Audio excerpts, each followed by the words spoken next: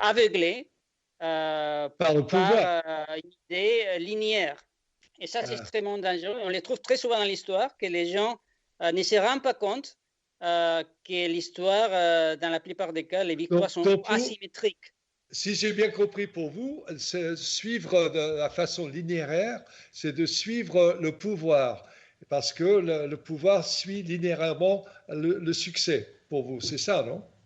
De façon linéaire. Non, dans le sens histoire linéaire, tout simplement, ça veut dire qu'on attend que chaque semaine et que chaque année, tout continue sur la même ligne.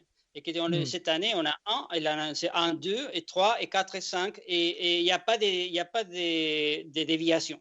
Ça, c'est un peu une vision linéaire, une vision symétrique, qui est complètement irréaliste. Et le problème, c'est que quand on regarde dans l'histoire, on voit tous les gens qui ont eu leur vie bafouée par des problèmes, etc. C'est des gens qui ont une vision linéaire, qui parfois sont complètement paralysés, parce qu'ils se trouvent en face des problèmes qu'ils n'arrivent pas à comprendre, et ils deviennent passifs parce qu'ils n'arrivent pas à répondre. Et par contre, les gens qui ont beaucoup de... Pardon, mais ça m'amène à une autre question. C'était pourquoi les êtres humains aiment-ils les contes de fées symétriques? Oui, parce que notre logique, notre façon de penser est normalement linéaire et symétrique. Et on ne se rend pas compte que ça ne marche pas comme ça ne marche pas comme ça dans l'économie, ça ne marche pas comme ça dans beaucoup de domaines. Mais on a une tendance logique qui est renforcée par les contes de fées, parce que si on va à l'école, on écoute, tous les enfants doivent passer par les contes de fées de Cinderella et de La Belle Dormante, etc., que c'est des contes du XVIIIe siècle, qui sont des contes linéaires. Il y en a une petite fille qui a un problème, et après elle devient une princesse. C'est des situations toujours où il y a un problème et une réponse linéaire, mais dans la vie réelle, ça ne se passe pas comme ça. Et c'est pour ça qu'on arrive très souvent à des gens qui font des études, qui vont à l'université, qui prennent des études, qui font, par exemple, je sais pas, philosophie ou je sais pas, journalisme, des trucs comme ça. Et après, ils se retrouvent au chômage, ils n'arrivent pas à les croire. Il n'arrive pas à se rendre compte que les marchés du travail, l'économie, ce n'est pas une économie linéaire. Et les perspectives linéaires, de dire moi j'ai fait A et après j'ai fait B et après C, D, E, normalement ça ne marche pas. Et il faut regarder la biographie des gens qui ont eu beaucoup de succès dans l'histoire. C'est des gens qui ont changé parfois de carrière à plusieurs reprises. D'accord. Moi, j'ai l'impression aujourd'hui que nos contes de fées c'est de suivre des séries à la télévision pendant des jours. Hein, mais je pense que ce sont nos contes de fées actuels. John, je voulais vous poser la question. Pourquoi les poursuites insignifiantes exercent-elles un attrait aussi irrésistible?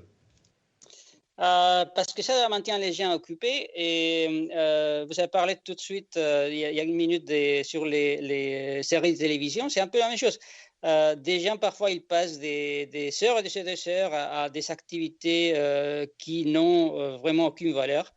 C'est bien d'avoir des hobbies. Je ne suis pas contre les gens qui ont c'est pas des hobbies de sport, ça c'est bien toujours, mais il ne faut pas exagérer. Et le problème, c'est que même dans le monde du travail, on arrive à avoir très souvent des gens qui passent des heures et qui font des efforts complètement disproportionnés pour maintenir des situations qui ne sont pas tenables à long terme.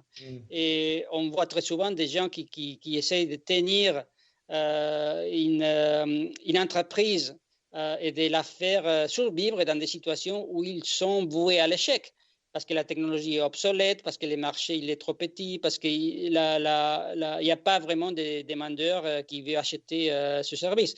Alors, on a toujours la tendance de travailler plus d'heures, de dire moi je vais me battre, moi je vais faire quelque chose, mais normalement ça ne marche pas. C'est pour ça que les livres s'appellent la symétrie, parce que normalement les stratégies qui marchent, ils marchent tout de suite. C'est des stratégies qui sont ciblées sur un marché qui est en croissance. C'est des stratégies ciblées sur des opportunités qui sont des opportunités claires et ouvertes. C'est mieux de passer son temps à trouver une stratégie asymétrique que de se battre sur un marché qui n'a pas de futur. Le problème, c'est qu'aujourd'hui, Malheureusement, il y a beaucoup de gens qui ont une idée réellement très irréaliste de l'économie, très réaliste du monde où nous on vit. Et franchement, il faut essayer de changer sa mentalité parce que sinon on est voué à l'échec. Hein. D'accord, mais peut-être les gens recherchent simplement le plaisir et c'est beaucoup plus agréable de vivre dans une fantaisie que de faire face aux problèmes réels de tous les jours, non? Sans doute, mais ça marche pas, disons. C'est bien d'avoir des fantasies, c'est bien disons, de regarder un film de temps en temps, mais il faut pas y croire. Il faut Ouais. pas y croire à des histoires qu'on nous raconte parce que c'est un peu la même chose quand on regarde les histoires, les pièces de théâtre il y a 1000 ans. Tu vois les pièces de théâtre d'il y a 2000 ans dans l'ancienne Grèce. C'est un peu la même chose. Hein. Tu as une Oui. histoire, tu as un héros qui se bat, qui fait tout, et à la fin, c'est les dieux, c'est Aphrodite ou c'est Zeus qui arrive et qui va les sauver. Voilà. Enfin, on est toujours à la même chose. Hein. C'est des Voilà, histoires qui ne marchent les pas. dieux aujourd'hui, c'est la réalité malheureusement qui détermine. Alors, ça m'amène à une autre question. Le stress élevé que vous dites, l'anxiété et la dépression, sont-ils si répandus de nos jours? Oui, malheureusement, c'est un phénomène, quoi, parce que il y a des millions de personnes, on parle aux États-Unis, aux États-Unis, il y a 50 millions de personnes qui prennent des médicaments Mm, contre l'anxiété, stress, etc. C'est une épidémie. mm. Et c'est un phénomène tellement sérieux que ça fait entrave à la productivité des entreprises. Les gens sont déprimés, ils passent la journée à regarder la télévision. C'est vraiment une catastrophe. Et le problème qu'il y a derrière, ce n'est pas un problème médical dans le sens où c'est des gens qui ont besoin c'est pas des substances chimiques. Peut-être il y a une minorité qui sont malades d'un point de vue purement chimique, qui ont besoin des pilules, disons. Mais la plupart des cas, c'est des cas, des problèmes émotionnels, des problèmes philosophiques, des gens qui ont une vision de la vie tellement irréaliste que quand ils sont confrontés à la réalité, ils dépriment et ils n'arrivent pas à trouver une solution. Alors à ce moment-là, ils deviennent dépendants des médecines et ils prennent des médicaments pendant des années et des années et des années sans arriver à sortir de la situation. Et c'est une situation extrêmement grave, mais la seule, disons pour moi, la seule solution, c'est de changer sa philosophie, de devenir plus réaliste et apprendre surtout de l'histoire qui nous apprend les solutions à ce genre de problèmes. D'accord. Et pourquoi les gens ont-ils tendance à considérer les contraintes à court terme comme des déficiences à long terme? Parce qu'on essaye de trouver toujours une excuse pour ne rien faire. C'est un truc automatique, hein, on se voit bloqué. Non, mais c'est vrai, hein, on se voit Ouais, bloqué, on essaye de faire un truc et dire, ah, moi j'ai postulé pour 3 postes et je suis au chômage, c'est impossible, et les gens sont complètement découragés.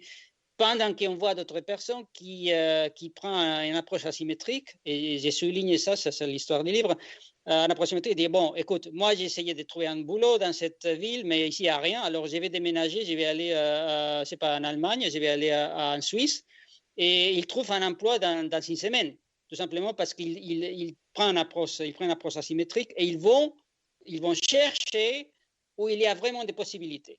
Alors, c'est trop facile de dire moi, j'ai pas la chance, il n'y a pas de possibilités, tout est bloqué. Tout simplement, il faut changer son approche, il faut essayer de trouver une stratégie asymétrique qui permet d'avancer sans se laisser bloquer. Parce que sinon, si on déprime, si on devient trop passif, il est impossible de résoudre des problèmes. d'accord. Euh, on a le temps encore pour une dernière question. John Vespasian, comment trouver des stratégies réalisables où aucune action ne semble possible? Tiens, tout simplement, il faut trouver des exemples des gens qui ont fait des choses similaires. Au lieu de se dire ah, j'ai pas la chance, c'est impossible de faire quelque chose, il faut voir dans l'histoire, il faut voir des gens qui ont trouvé des solutions à des problèmes très similaires. même si c'était au 19e siècle, 18e siècle, il est très facile de trouver des personnes qui ont sorti des situations de misère, de chômage, des maladies, parfois des gens qui sont rétablis de maladies. Il est très facile de trouver des situations similaires et de s'inspirer de ces exemples pour trouver une approche asymétrique. D'accord. Et je voudrais remercier John Vespasian aujourd'hui. Il ne reste que 15 secondes malheureusement. Vous pouvez acheter tous ses livres. Il a 11 livres sur Amazon Kindle et sur d'autres plateformes. Je rappelle pour nos auditeurs que ces émissions peuvent être entendues sur beaucoup de supports Internet, y compris iHeartRadio, AHA Radio, Spotify, societybitesradio.com. Cliquez sur Cultural Presenters, Global Culture et mon show Curmudgeonly Yours ou cliquez sur podcast richardbont.com. Merci John Vespasian. So I'd like to thank our guests for being on Curmudgeonly Yours today. And please, if you like what you heard, send me an email to richard@richardbont.com. And if you didn't, please keep your comments to yourself. Remember, this is Richard Bont and Curmudgeonly Yours on Society Bites Radio, where everything is what it seems, nothing is what it seems, and what is not said is often of most interest.